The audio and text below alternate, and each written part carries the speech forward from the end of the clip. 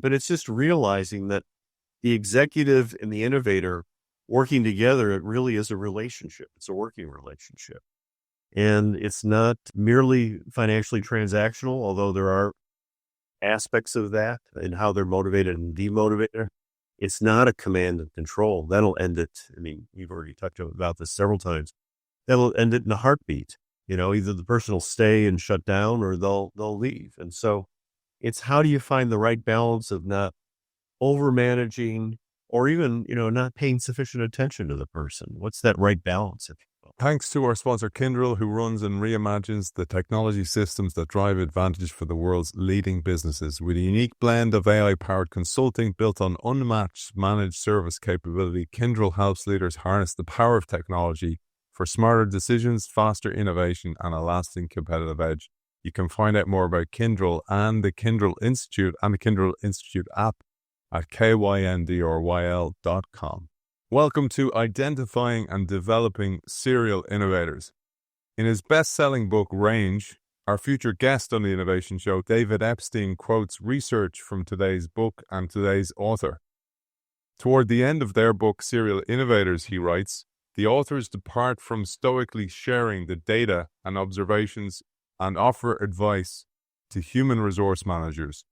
They are concerned that HR policies at mature companies have such well-defined specialized slots for employees that potential serial innovators will look like round pegs in square holes and thus get screened out. Their breadth of interest does not neatly fit any rubric. They are pie-shaped people who dive in and out of multiple specialities. Look for wide-ranging interests, they advise. Look for multiple hobbies and avocations. When the candidate describes his or her work, does he or she tend to focus on the boundaries and the interfaces with other systems? Our guest's research revealed that serial innovators repeatedly claim that they themselves would be screened out under the company's current hiring practices. A mechanistic approach to hiring, while yielding highly reproducible results, in fact reduces the number of high potentials for innovation candidates. Been there, done that, as have many of our audience. It is a pleasure to welcome back for part 3, author of Serial Innovators, Bruce Vojak. Welcome back. Aidan, great to be back. I sprung that one on you, man. You didn't know that Epstein had written about you in Range. I'm embarrassed, but gratified and humbled by it, I tell you. Great. It's great. I was delighted to share that with you. And I've surely piqued the interest of our audience to know what a pie-shaped worker is. And I'm going to leave that little nugget right for the very end. And I thought we'd get stuck in, and I'll set you up with some context from the book, because the way you open here is you say, large international corporations spend millions identifying and developing managers to optimize serial innovators' potential, yet relatively little time is spent identifying and developing nascent serial innovators to generate the future growth that companies will need.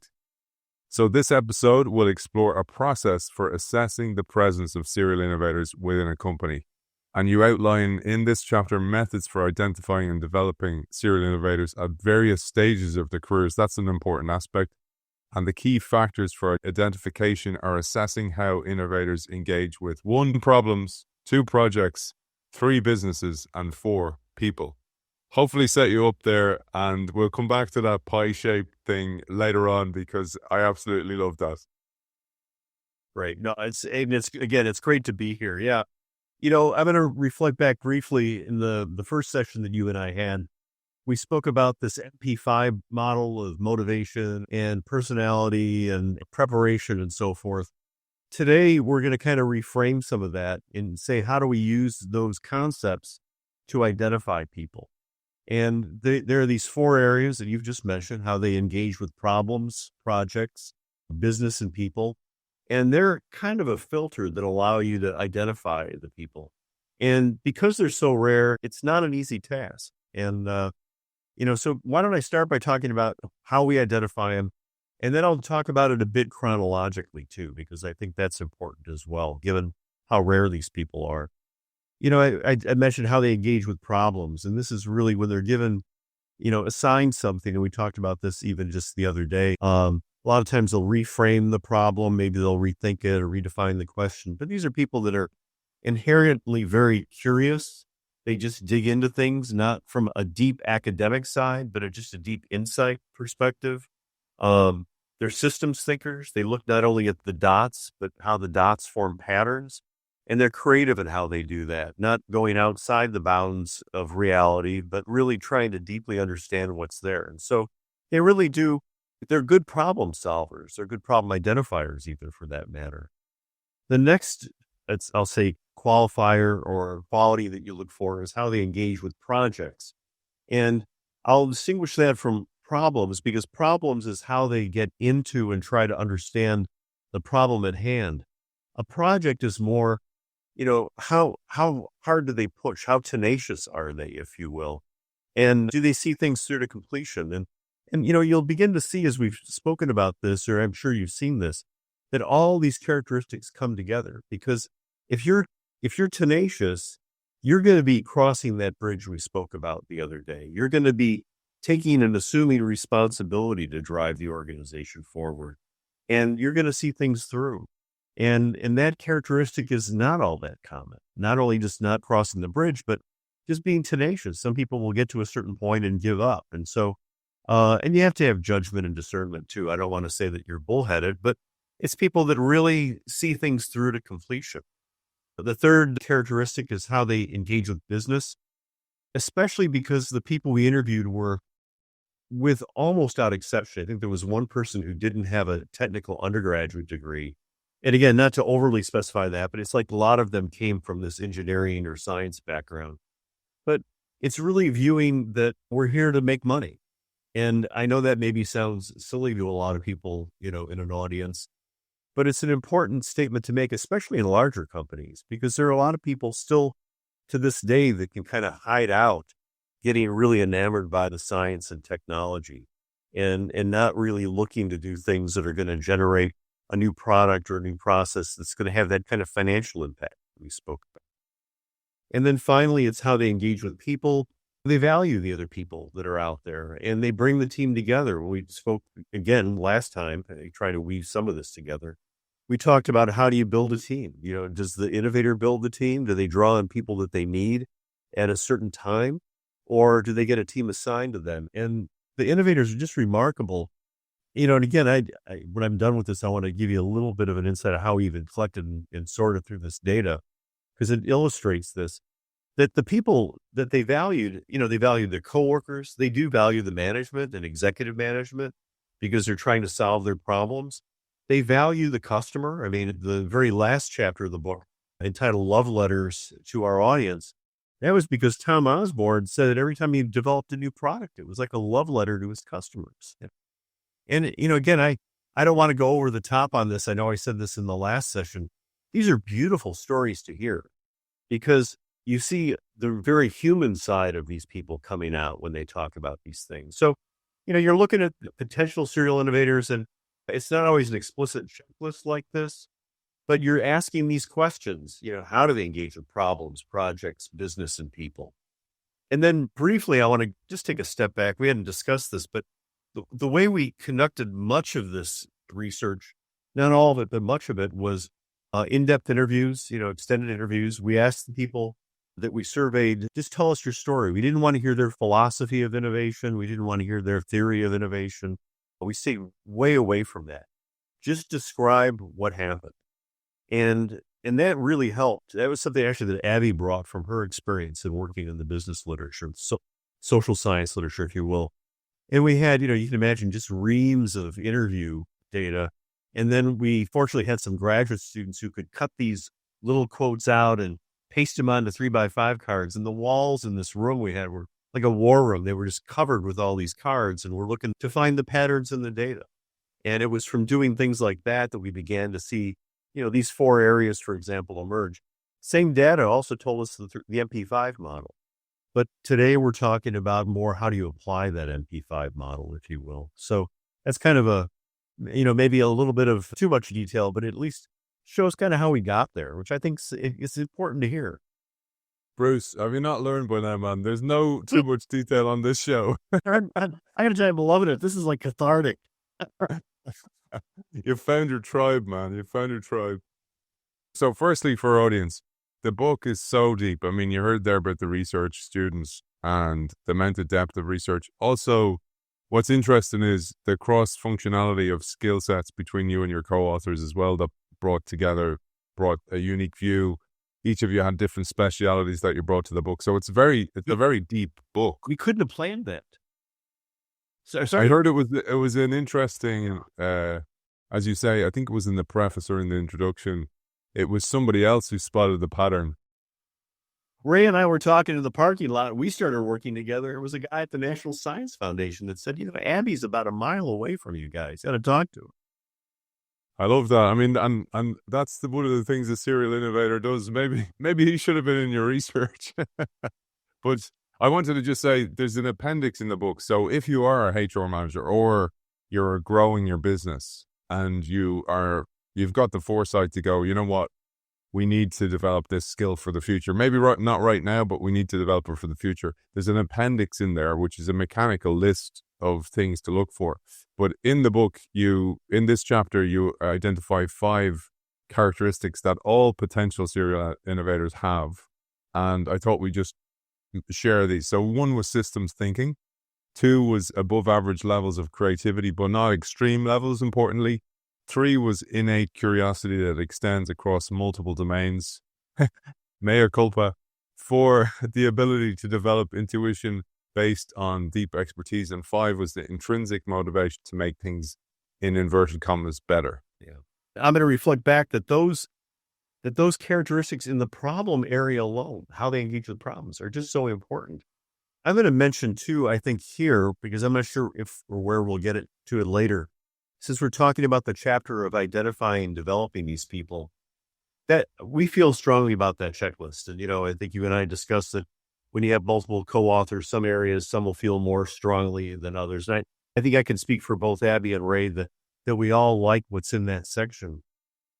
But I'll also say one of the things that we recommend is having the innovators in your organization themselves participate in identifying these people, especially identifying them either right out of school or even early in their careers. Because it's kind of like we talked about this a while ago, I think in the first session, like the sommelier, they're gonna have somebody looking at currency to say, is this a legitimate bill or is it a fraudulent a counterfeit bill? They're going to see these things and I'll say almost intuitively, they'll see these patterns emerge. So, we did the reductionist, science approach, carve out all the dots, and we feel good about the dots. We feel good about the questions, but in the end, it's this whole, the person that we're talking about that you're looking to recognize. It's this word identify, but it's also recognizing these people. And then the whole question becomes, how do you nurture and develop them and see if that first guess is correct? I love that sommelier. One of the nicest compliments I've had ever on the show was a guy, Sangeet Paul Chowdhury. He's a brilliant thinker, wrote a brilliant book recently called Reshuffle. Also, deep understanding of platforms. And he won the Thinkers 50 Award for strategy. And he said that the innovation show is an ideas sommelier. I was like, I love it. You're a fine wine, man. You're a fine wine. Well, I'm going to give you a pitch here too, even though that I know this isn't part of not that we scripted this, but I just have loved your show and I love who you bring on and how you engage with them. You go deep in ways that others don't. So, it's a pleasure. Unsolicited pitch on my part for you. It's a pleasure. So we'll get back to this chapter because you mentioned there career development, you mentioned early stage development, and you break this, and this is so true. Like even when I think back on my own career, and I was telling you reading the book, you said it's cathartic having this conversation. For me, it was like revisiting old wounds gradually opening up and salt dripping into them. But it's a visceral feeling because it brings back those memories, and in a good way as well, because it shows you that you did follow a pattern that is repeatable. That's the other thing. But you mentioned like in years 0 to 5, this person gets a break in a way. Like I got a break. I 100%, I tell this to the students I lecture to all the time, that I tell them that I would not have got hired. I just would not fit a normal today's system of how to hire me, and actually struggled to get a job when I retired from sport. And it was somebody who saw something in me and then gave me all the things you talked about, gave me interesting. Actually, the way he framed it was, I want you to go around the company and look for problems that need fixing. And you start looking for stuff, and then you come back with these reports. And I don't think he actually expected very much of me. But you were looking for ways to save money, and you're going, like stuff at the start, Bruce, was like, those guys are using this water supplier and those guys are using that water supplier. Like, we get a group discount if we actually put them all together. Like, and in your mind, you're like, going, that's just stupid. Why is nobody doing that? And I thought we just share the different stages, and then we'll go into some of the ways early stage potential serial innovators engage with problems, projects, business solutions, and then connecting with people. Yeah, we broke it out, and I think this is, well, first of all, we spoke across the book about how these people usually emerge in about the first 15 years of being in an organization. And in this chapter in particular, we took that 15-year window and broke it into, really, we talk about two phases. The first phase is, kind of 0 to 5 years in an organization. And I'd say that phase, you really want to cast the net pretty broad, that you're not worried too much about getting it wrong by over-specifying, or not by identifying too many people. So what I mean by that is, let's say you look across the organization and you say, there's probably 10 people we ought to think about developing. Even if you think in the end, you don't know which 3 are going to be the ones that hit it out of the park, that you really probably ought to be investing in all 10 of those, because you want to see which ones really truly emerge. It's kind of this Bayesian statistics of updating your insights over time. And one of the things that Ray Price brought from earlier research that he did was that one of the best ways to develop someone is to give them a really hard problem. And so early in their career, giving them a problem or assigning something that isn't going to give them a big win necessarily right away. And I think that's really critical. So, you kind of begin to test their ability with these problems, projects, business, and people by throwing them in the deep end. And we can go into this more, but then the second phase, this 5 to 10 years, that's when you begin to say, okay, of this hypothetical group of 10, these 3 are really starting to show promise that the other 7 aren't. And again, I don't think we use this word. Well, we do use the word, I think, now that I'm saying it. We talk a lot in the business literature, in the business world about having someone who's going to mentor you. But in the book, we talk about apprenticeships, and not in a traditional sense like a machinist apprenticing, but apprenticing as an innovator. And a lot of times this unarticulable insight about how to navigate the organization and how to do things isn't transferred by a very explicit conversation. It's transferred by working side by side. And if you've got an active learner, someone who's really going to emerge like this, they're going to just be like a sponge, soaking that up, working side by side with, if you will, the master, So this apprenticeship role, if you can swing it, having people work side by side can be pretty powerful. And it's side by side with an innovator, not to disparage a manager, but the management role is a little bit different than that. And as the innovator matures, I felt this one kind of viscerally as well, where sometimes you have a win. You talked about one-hit wonders. So you've had a win, and there's been a huge personal cost there. I know many people listen and go, oh yeah, there's a huge cost there, and to make it real, you're bringing your work home. You're dreaming about it. You're talking in your sleep about it. This happened to me, and my wife's like, you were talking about the project again. And you're somewhat obsessed, and there's that. Then there's all the fights you've been through. What we talked about the last day also, about going outside the rails in the outlaw area to get things over the line, getting outside voices to speak in, connecting all these dots that people can't even see. And you get it over the line, and you're just the company's won.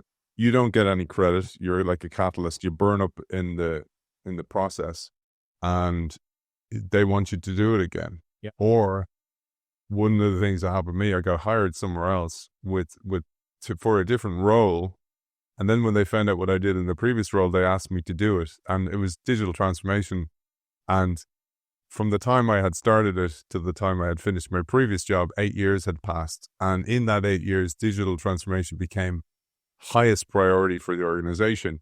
And I knew that the difference between when I did it the first time was kind of nobody really knew what it was. So it was kind of able to be more emergent. Yeah. And that was really important. And I knew that the challenge was going to be so big and so difficult. And it was such a toxic organization anyway, that I couldn't possibly go through it again. So I was just like going to go, nah, I'm out. Yeah. And you talked about that. And I thought that was really important, because it could be missed that sometimes the serial innovator just doesn't want to go through it all over again. Yeah. They develop, again, they develop this insight, this wisdom, this judgment, this discernment to see, are they up to it, if you will?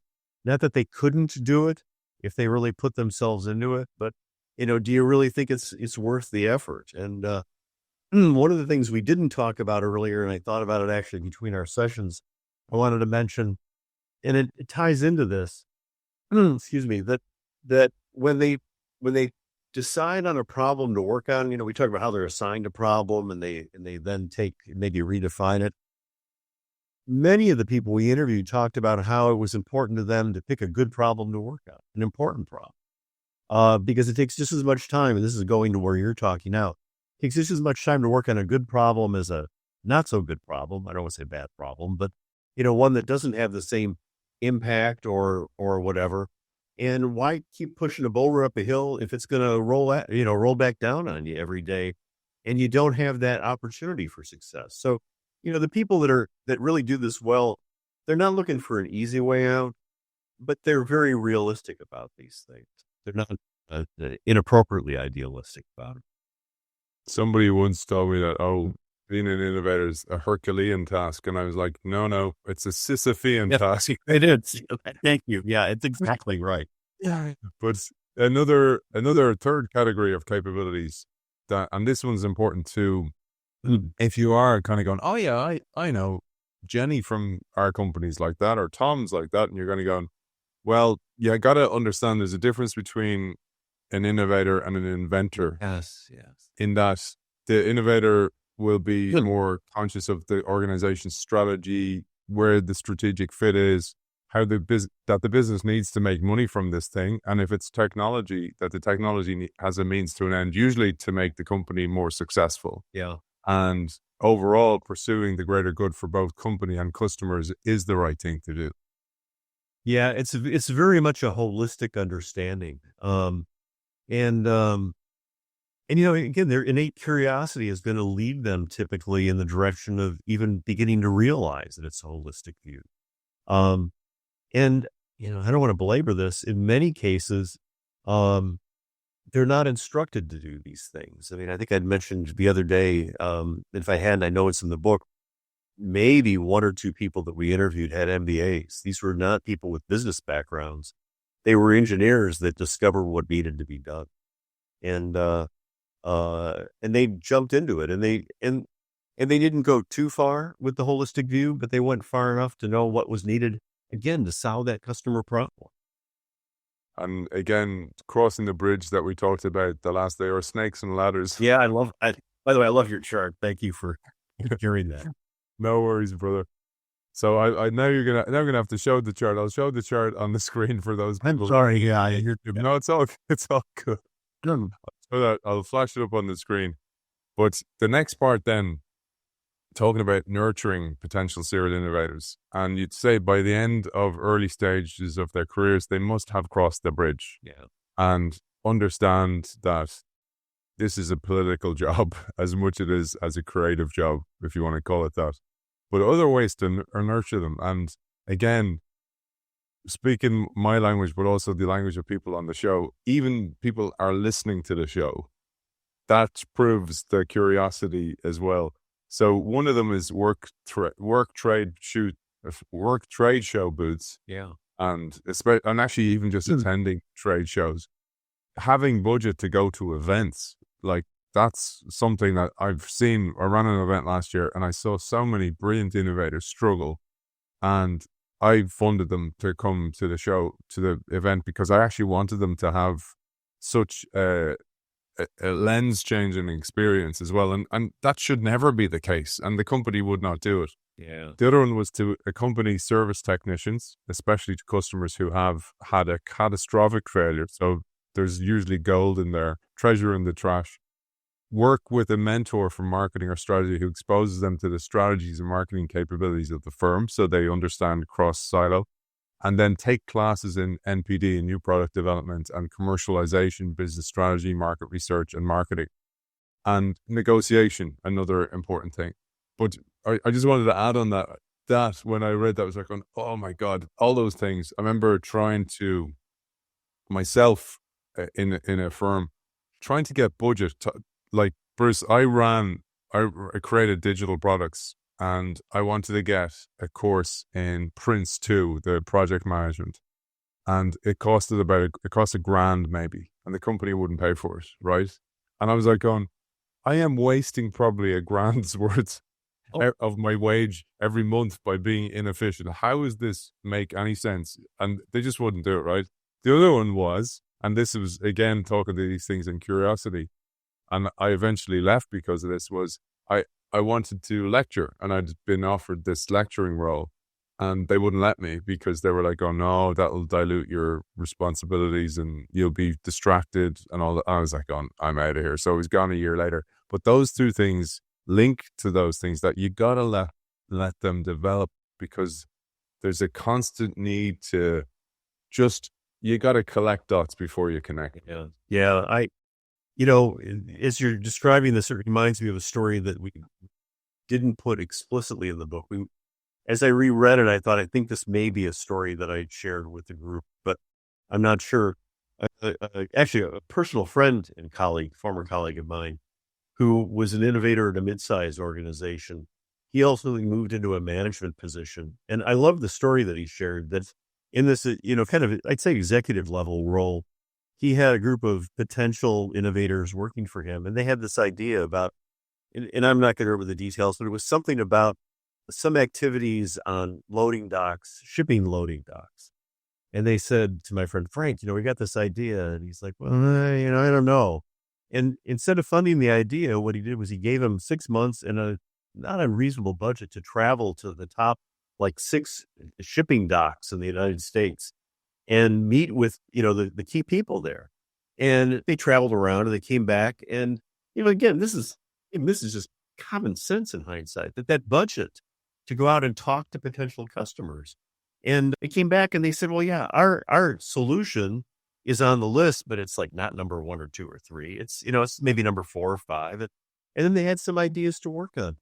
And, I don't know. I mean, I don't know what else to say. We talk about being, in the best sense, being empathic for customer needs, doing design thinking. And yet, how often do these things just not take place because of, questions about, the $1,000 for, a class, or taking the time to do something. And it's, it's unfortunately these things play out. And I don't know how you convince some people. I'm convinced that some people are not convincible, if that's the right way to phrase it. And that helps you decide, as you said, when to move on these situations.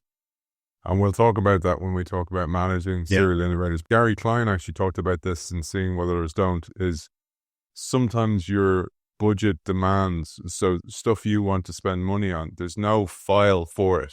There's no way to actually expense that, and that's one of the challenges I ran into. And it used to frustrate the hell out of me. So you'd go, I want to buy my team a subscription to HBR, so Harvard Business Review.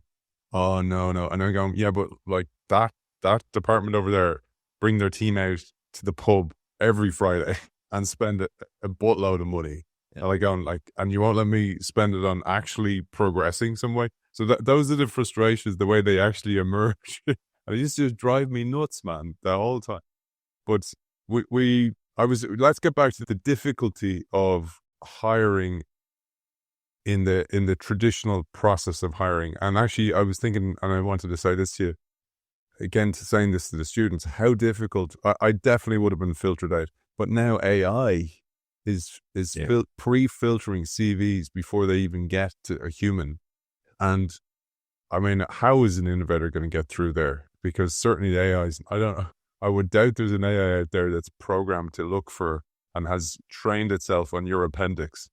Well, and, not only appendix, but things like, one of the key features that we saw, and again, this wasn't necessarily a rigid statistical result, but the people that we interviewed, we saw this pattern emerge because we didn't ask this question, but we saw it very early in their life. They had overcome some pretty significant challenges in many cases, not everybody. And it may have been a hardship. It may have been a loss of a parent. It may have been a dramatic move, not a small move, but one that really was impactful to the whole family situation. It could be any one of a number of things. Many of the people that we interviewed grew up on farms. And so this idea of being self-reliant and, again, patterns of overcoming challenges are things that, how do you develop a questionnaire for those kinds of things? And that's why this relational view of understanding who these people are often plays out, because you're beginning to maybe not in the first interview, but if you get to know people, you're going to find out things about them very comfortably and naturally that you wouldn't get in any kind of a formal screening process. And I'll go back to something that you raised earlier today, the role of HR. And I really want to be respectful on this, and I don't want that to be a throwaway statement either. One of the big studies that we did, in addition to understanding the characteristics of the innovators, we had one graduate student interview, and I think he interviewed 60 people, and they were 20 triads of an executive, an HR manager, and an innovator themselves. And that was, you can imagine, kind of tricky to find the candidates to even interview for this. And we interviewed them based on what motivates and demotivates these people. And we may get into this next time too.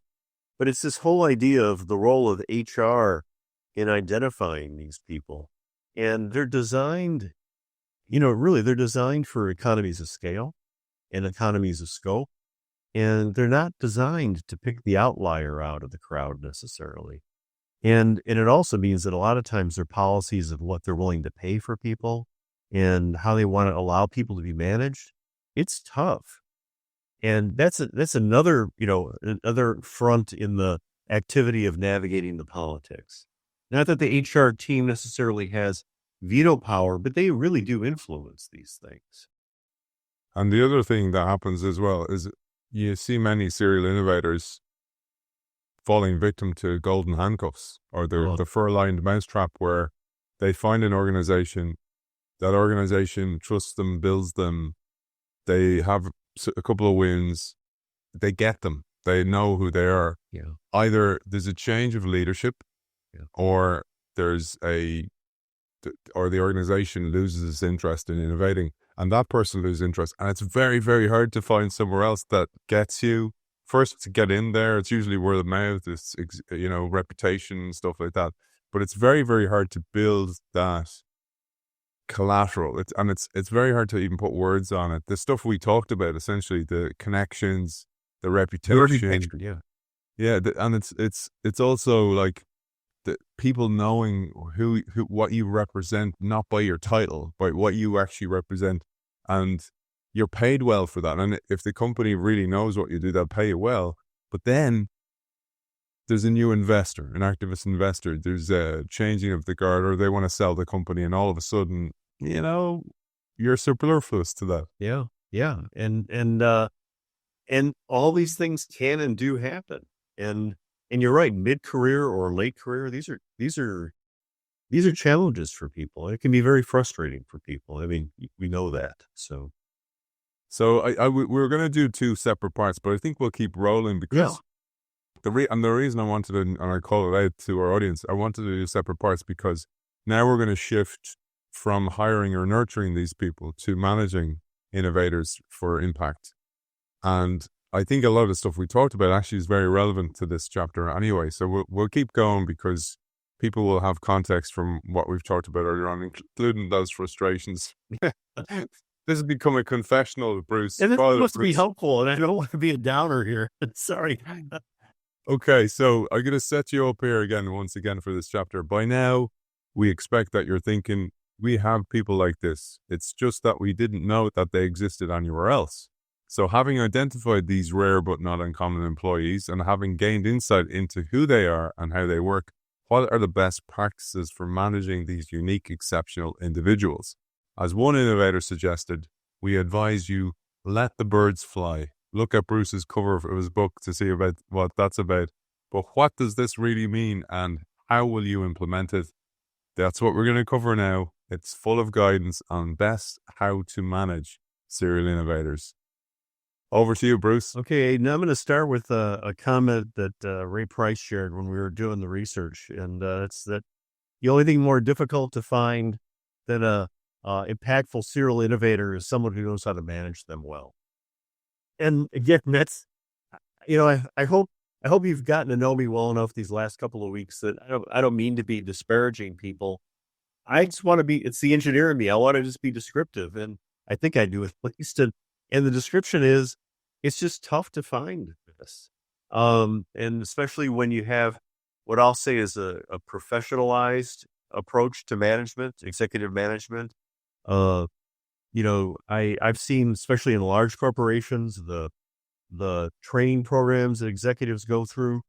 And, it's the professional management activity is, there's books, there's training programs, but at the end of the day, we're talking about a very relational management style that has to emerge to be the most effective. But I'm not trying to make this sound too soft or squishy or, we've all got to sit around a campfire and be, somehow bond in some different way. But it's just realizing that the executive and the innovator working together, it really is a relationship. It's a working relationship. And it's not merely financially transactional, although there are aspects of that and how they're motivated and demotivated. It's not a command and control. That'll end it. I mean, we've already talked about this several times. That'll end it in a heartbeat. Either the person will stay and shut down or they'll leave. And so it's how do you find the right balance of not over managing or even, not paying sufficient attention to the person? What's that right balance? Some guest on the show said to me before that innovation is like a dance. Actually, it was Frank Barrett. Well, actually, we have that in the book too. It's a metaphor. Yeah, I know. It's a dance. You're listening to the music and exactly. You're paying attention to each other. That's what I thought about the leader doing. Sometimes they're leading, sometimes they're letting the innovate. It's like you lead this dance, a tango, and sometimes you have to step back because I want to put this straight up front. This is not going to be Pollyanna-ish. This is not like, you have to manage the ego of the serial innovator. In fact, it's actually quite the opposite. The serial innovator is usually very humble and actually doesn't take credit for a lot of their stuff because actually they don't get a lot of credit for their stuff. But I think that's important to call out as well, Bruce. Yeah, it's not cowering, if that's another way maybe to say it. But it's also not getting these incentives wrong. I mean, if you incentivize the wrong people, if you reward the wrong people, or you don't reward the innovator with appropriate compensation, there's demotivating going on. Because again, we talked, in the first session about how these people are self-motivated to solve customer problems. And a lot of times management and executive management thinks about how we have to put these incentives in place. You just want to be sure you don't disincentivize these people. You don't want to alienate them in some way. And for the most part, I'd say they don't need their egos to be stroked.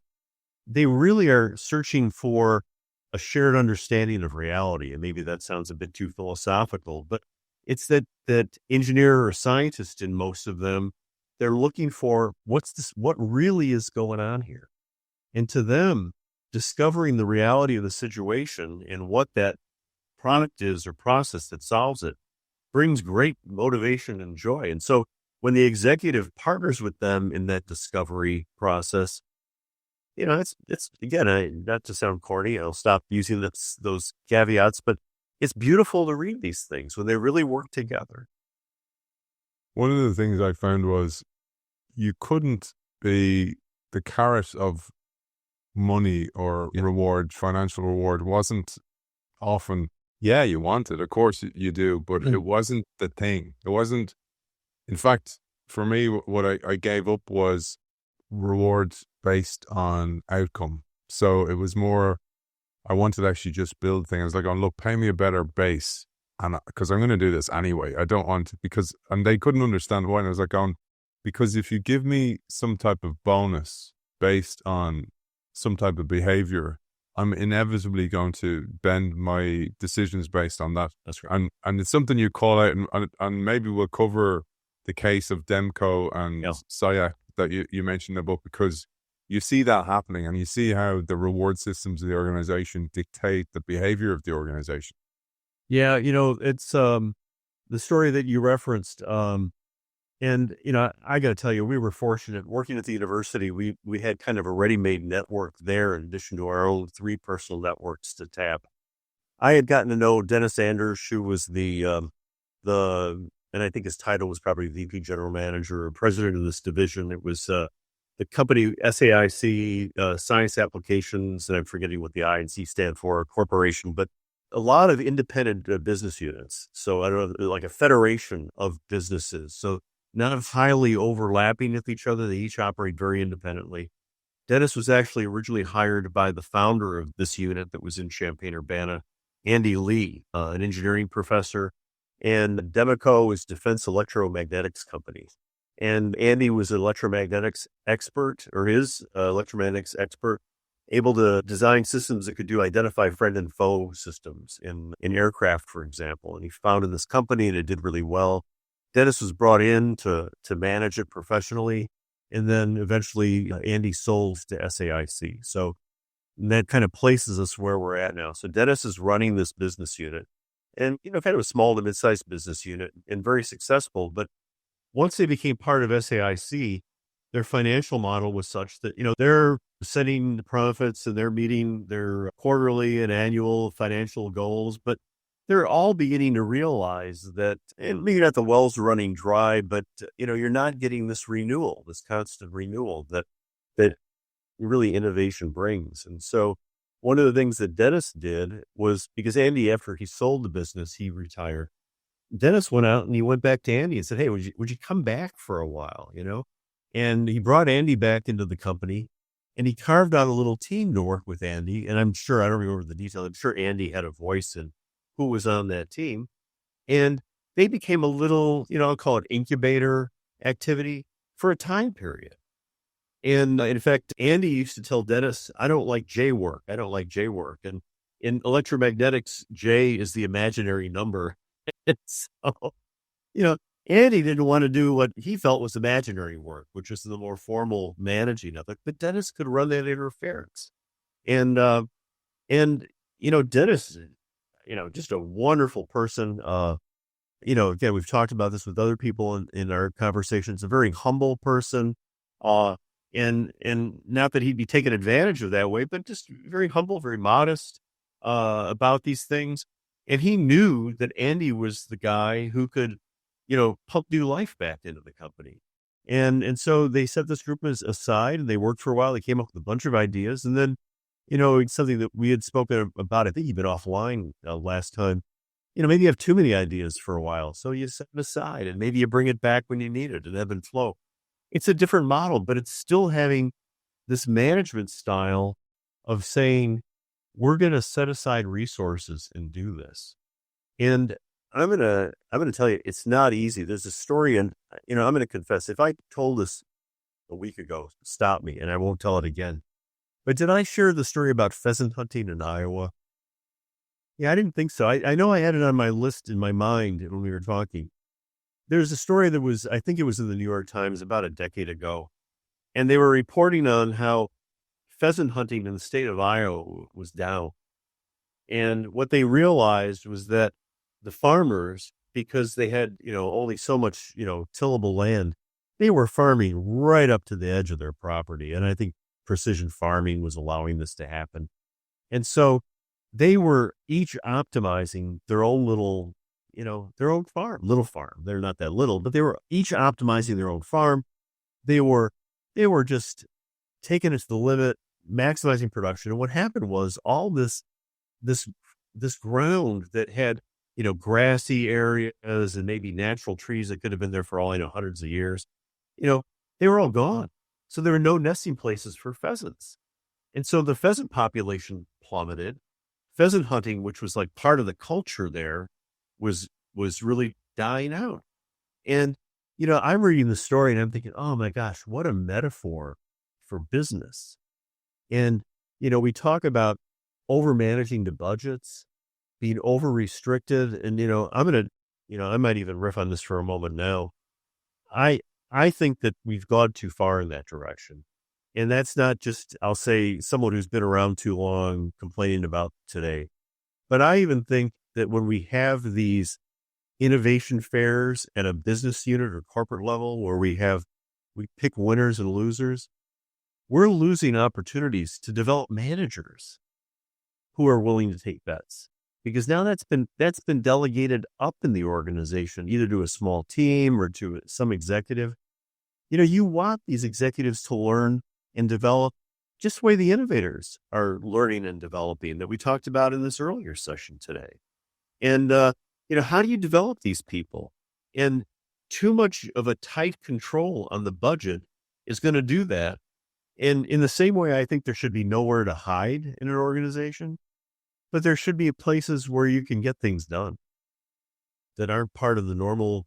I figured I'd probably be singing to the choir or preaching to the choir here, but I love it, man. but this metaphor of the pheasants in Iowa, I sadly love that story. It reminds me of again McGilchrist when we have him on. The whole idea, the emissary is taken over. It's exactly. I'm cheering the on. I agree with. I love it. Maybe we'll co-author it, man. They're the nuggets I love because I think in metaphor and therefore I write in metaphor.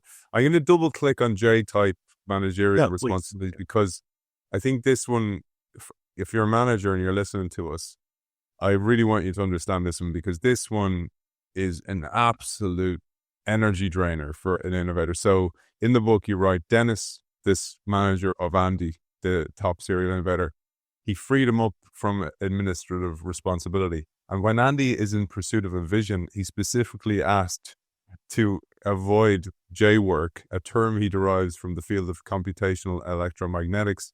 In Andy's field, every number has a real part and an imaginary part, and the imaginary part is denoted by the symbol J. Andy wants to focus always on real work, innovating, not on what he sees as imaginary work, such as attending staff meetings, managing others in the group, and worrying about budgets.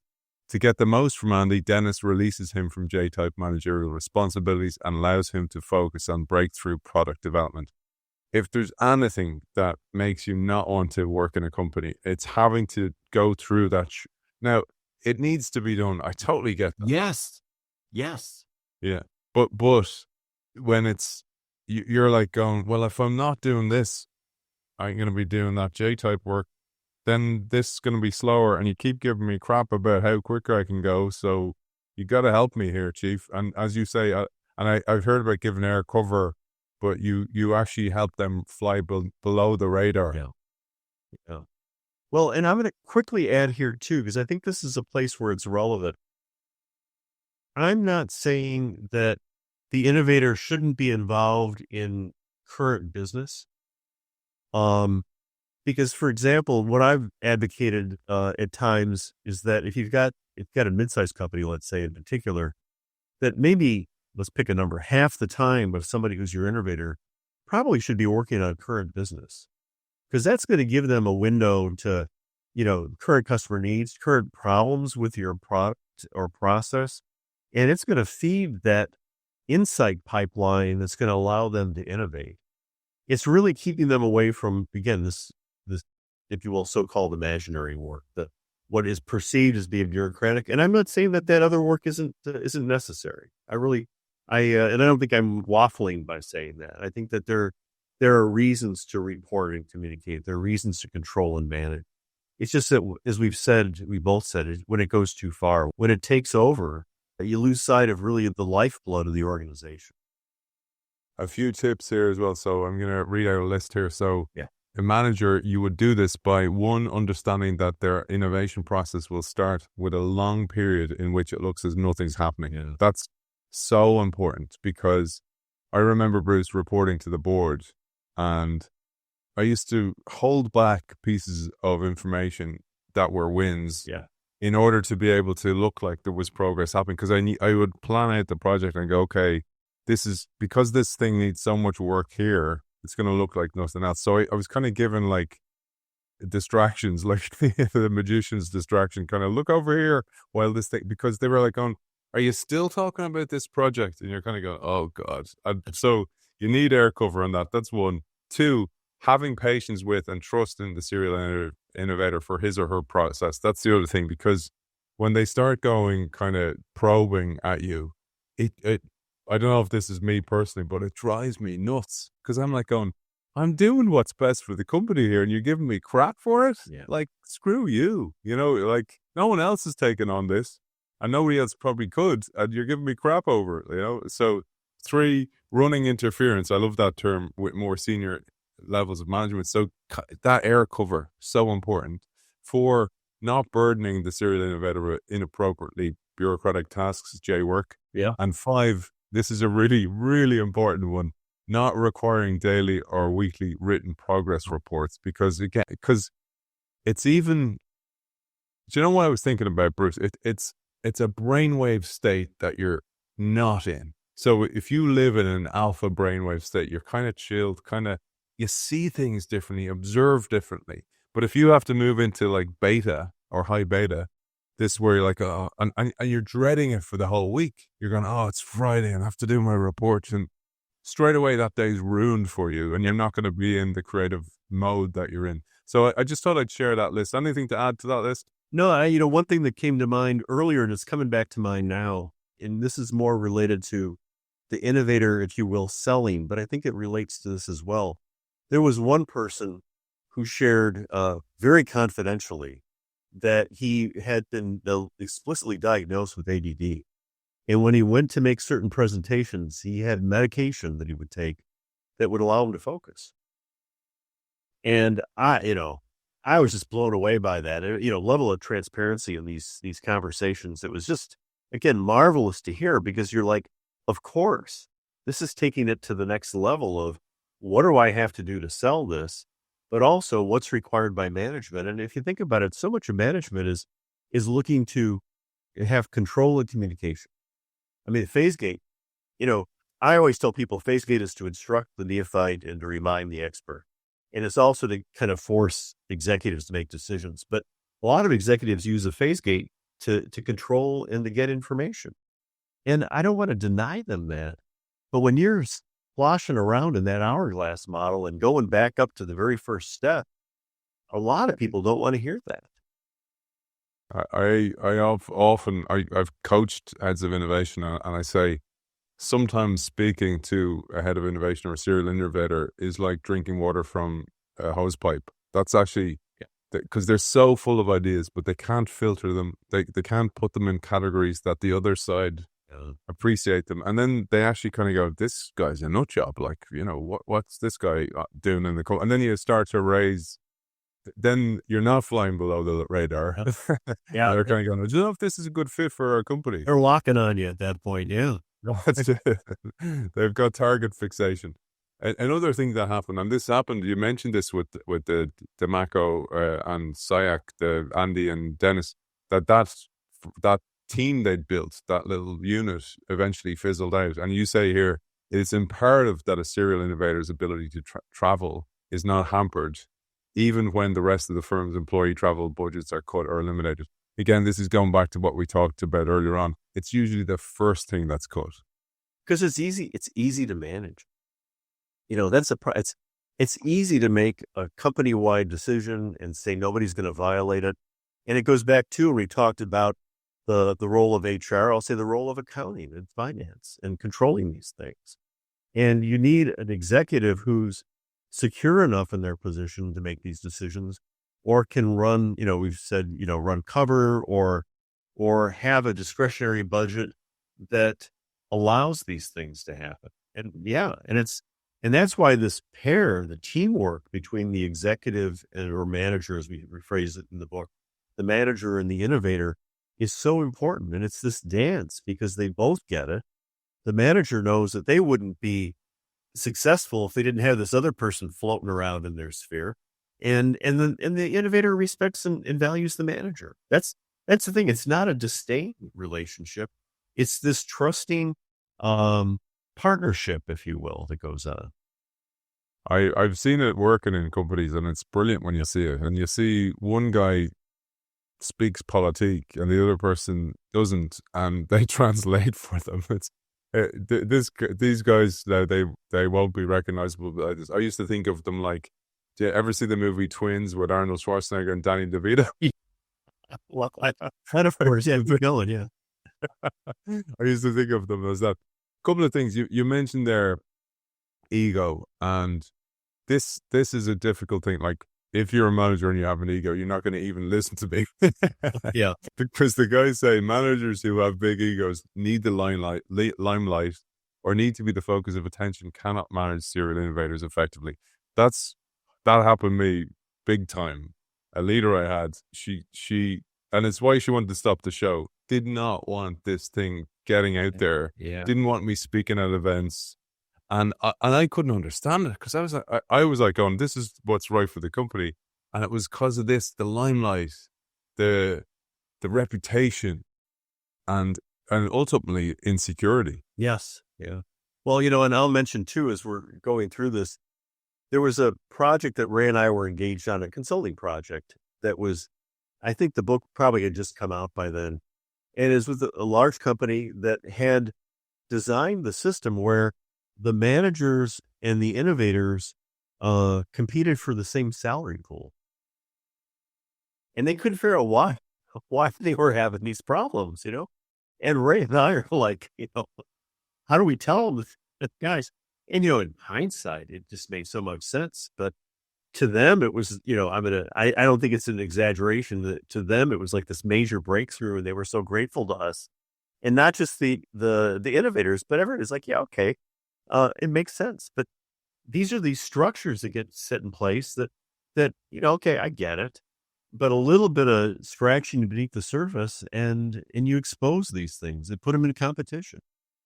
You see it all the time. I experienced it as well, where I found out that the CFO and the CEO were bonused on EBITDA. Oh, yeah. And I'm like, I'm the head of innovation. I'm like, I gotta go. Like this, there's no way this is going to work, because everything's going to be so, like, talk about J work. The amount of J work you're going to have to do to actually get something across the line is just going to kill any kind of headroom, any kind of pheasant space. Yeah. You're going to have no place to grow any pheasant eggs to try and create something or nurture something. So, absolute killer. You mentioned that actually with the Demaco example as well, that the corporate structure also meant that people were putting Band-Aids on stuff rather than actually looking for new solutions. Yeah. And that's, and once you get into survival mode rather than, I'll say renewal mode. And this goes back to this idea, I'm not a big advocate that everybody's got to be like a startup. It's not the model. In fact, I don't know if I've mentioned this to you, the Japanese translation of our book, and I'm not going to get this right, but the title is essentially how innovation occurs in large companies, not like Silicon Valley. And I'm not doing it justice, but it's saying, you don't need to be like these startups. This is how it works in a mature company. And, again, it's a totally different mindset. And I'll quickly talk about incentives. When I worked at Motorola, the executive for our division was incentivized based on invention disclosures of all things, which we could never decide why that was the case. Now my direct, VP that I worked for initially, and so twice a year, we'd set aside a day, and everybody had to write up invention disclosures, even if they were, I shouldn't say even if they weren't good, but, not everything was good. And, everybody got, maybe $100 or $200 for a disclosure. The executives met their metric. And, it's 2 days out of a year. That's, maybe pushing 1% of your productive work schedule. Do you really want to spend 1% to generate J work, if you will? So Yeah, sorry. everybody has it, man. Like I Yeah, said, this is cathartic for me to remember these things. I thought I'd share a couple, just last thing on this, and then we'll share for those people interested or intrigued what we were talking about when we talked about the pie-shaped worker. So I'm going to share the comparison and contrast with recommendations of the great Clay Christensen. So again, everything has its place, and also I think it's so contextual. So Tushman and O'Reilly, for example, would say, "Oh, you don't have a unit away from the sucking sound of the core," is what Christensen and Scott Anthony and Clark Gilbert would call it. You have it inside the company, because otherwise it's going to be orphaned. It's going to be rejected like a bad organ transplant because it was not invented here. The great example being Xerox. So maybe you'll take us through what we're looking at here. Yeah, we had a list that appears in these boxes that we kind of stepped through, and as an aside, I'd say if you talked individually to Abby, Ray, and myself, you might get different impressions about which ones are more effective or more common. But one of the things that I'll comment about Christensen's work, and again, maybe this is the Midwesterner in me, I don't want to bash his work. I really don't. I think there's a great value there. But Christensen assumes, as you've pointed out, that operating within the system is kind of destined to failure almost. And what we felt and found was that with the right management and the right innovators, you could effectively operate inside the organization. And so that's the lower half of this box that you're showing here. And so Christensen would say, I'd say he focuses on the lower left. And this is the way we've got this chart drawn, that if you're trying to launch something, a new idea inside the organization, and without explicitly saying this, I'd say without having enlightened, involved management, it's the lower left box, and it's just not going to work. The lower right box, though, is saying, we've got a way to run the gauntlet. You've got the innovators themselves that are self-motivated. You've got the executive levels that are willing to advocate with them. It's not exactly the champion role, but it has features of that. And you've got this, if you will, the lower one, the normal R&D employee managed informally. That, to me, is the sweet spot, because that's the one that I've seen anecdotally occur time and time and time again. I don't want to necessarily argue against an innovator group, but I will say that my feeling is, and that's the upper right here, or spinning on an entirely separate company, is that when you do that, there should be there is an unarticulated message to the rest of the business that you guys can't do this. It's a message to the manufacturing and operations group. You guys are not up to the task to accept this. And, nobody ever comes out and says that, but that's really what's going on. And I think that for the company to really benefit from that existing business unit, working within the system, if you can swing it, is really powerful. And that's why I like the lower right quadrant of these. We saw the top two in the lower right, but I felt always that the lower right is the one that is the if you will, the best approach, because it helps the main part of the company survive and thrive. You're not just casting it off. I love that. And I think that that's what's happened. And I think maybe the cases that Christensen covered, they were the successes. And I mean, if you look at enough data, it's like collect enough dots and they'll connect in different ways, and things change. And I do think that that's actually a reason that has changed since his work as well, to give it full respect. I thought we'd finish with that worker. Yeah. So, well, I'll tee you up a little quote, and you can bring us through the context. So you say, serial innovators develop just the sort of breadth found in T-shaped people. However, they also develop deep technical knowledge across multiple technical areas. They thus may be described as being dynamic Ts, or even pie-shaped workers. And that's work by McCullen et al. 2010, Miles and Jones 2008. You quote that as well. Individuals with a breadth of learning across domains, but with great depth of learning in multiple technical domains. Yeah, they're what we would refer to as M-shaped, and we could go even beyond that with multiple, but the idea is they're multiply deep and broad. And usually it's significant depth in more than one technical area. And I'll say sufficient depth in understanding multiple aspects of the business. And so if it's a product innovation, they're going to know enough about manufacturing processes and costs. They're going to know enough about marketing, not just individual customer needs. They're going to know enough about finance and how we're really accounting for this in the company. And does this advantage that we think we're bringing really translate into financial advantage? They're going to know enough about, as we mentioned when we talked about navigating the politics, they're going to know enough about their colleagues and about other executives and the 20 other people they've got to sell to. And so that M isn't just I'm a chemical engineer or I'm an electrical engineer. It's I'm an engineer plus, I've learned I'm not only an electromagnetic engineer, I'm one who knows enough about computational work.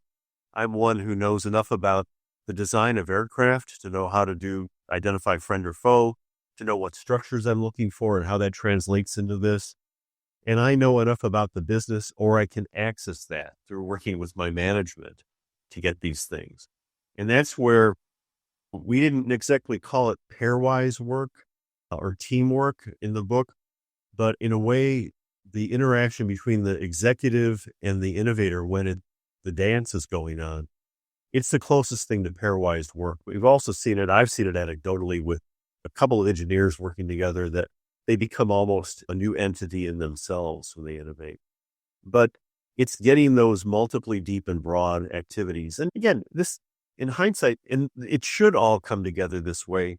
I showed you the charts, the magic ice dots, where you look at it and you see the image. It's collecting the dots.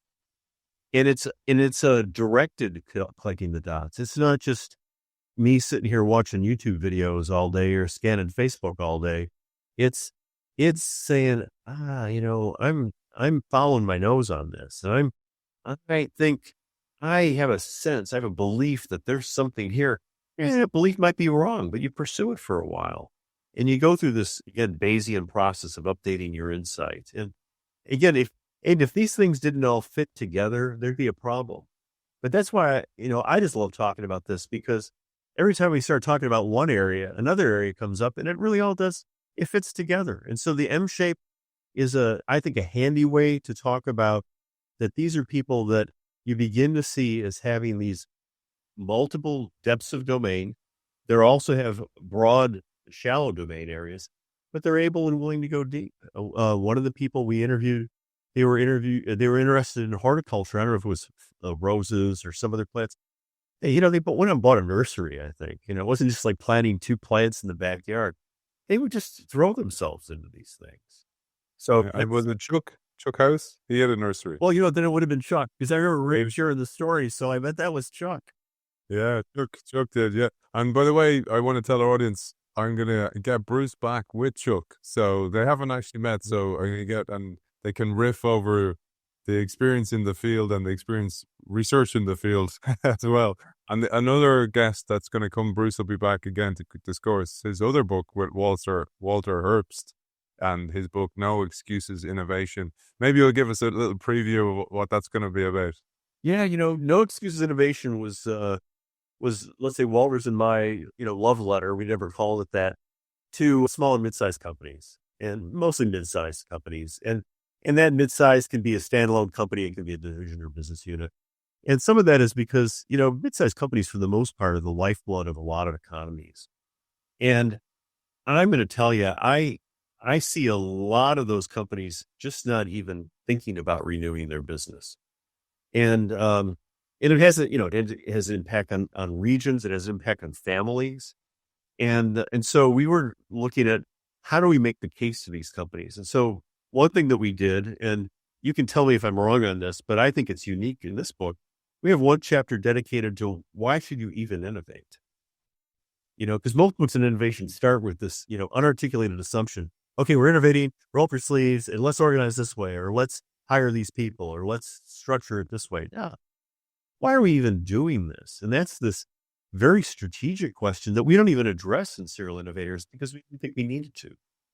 And so we start with that. And then it's, I don't call it a handbook, but, we jokingly have said, or we've heard people say rather, that if you have one book on innovation on your shelf, it ought to be this one because, Walter, who's just a remarkable world's expert on design thinking and these kinds of issues of understanding emotional design.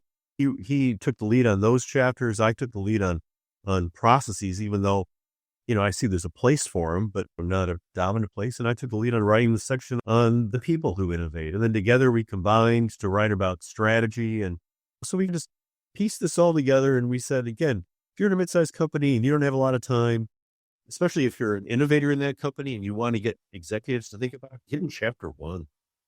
If you can't, in fact, I worked with one company and I gave a draft of the book to the owner, and I don't want to be disparaging, but after 6 months or 8 months, I asked for it back because we had a new update. And I said, "What you think?" And he goes, "Oh, I don't read." Oh, well, you do, and it's okay. I mean, I shouldn't say at the time it didn't feel okay, but it's how do you get the message out to these companies? Because my view is, if you don't renew the business, you're not going to survive and thrive. You're either doing it to survive and it's an insurance policy, or you do it to thrive and it's an option for future growth. And it doesn't take a lot of money. It doesn't take a lot of time. Shouldn't take a lot of time. It should never take a massive investment until you really think you've got something. And then you just hope to find an audience who's able to hear that message and act on it. That's what we're here for, man. That's what we're here for. You over-optimize the field and leave no space for the pheasant growth. That's exactly what happens, and why this show is about promoting the pheasants. Yeah, that's right. The future. And let's pretend it's pheasants on the cover of your book as well. Yeah, that's right. Bruce, it's been a pleasure, man. A 3-part series. I'll put it all together and you'll see lots of stuff coming out over the next few days on LinkedIn. Anywhere people can find you, where's the best place? Yeah, I'd say, go to LinkedIn. It's easy.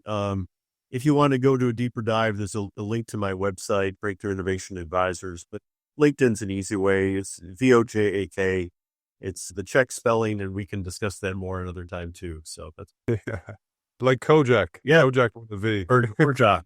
That's it. An absolute pleasure. Author of Serial Innovators, Bruce Vojak. Thank you for joining us. Aidan, thank you. Thanks as always to our sponsor, Kyndryl, who runs and reimagines the technology systems that drive advantage for the world's leading businesses. With a unique blend of AI-powered consulting built on unmatched managed service capability, Kyndryl helps leaders harness the power of technology for smarter decisions, faster innovation, and a lasting competitive edge. You can find out more about Kyndryl and the Kyndryl Institute at kyndryl.com.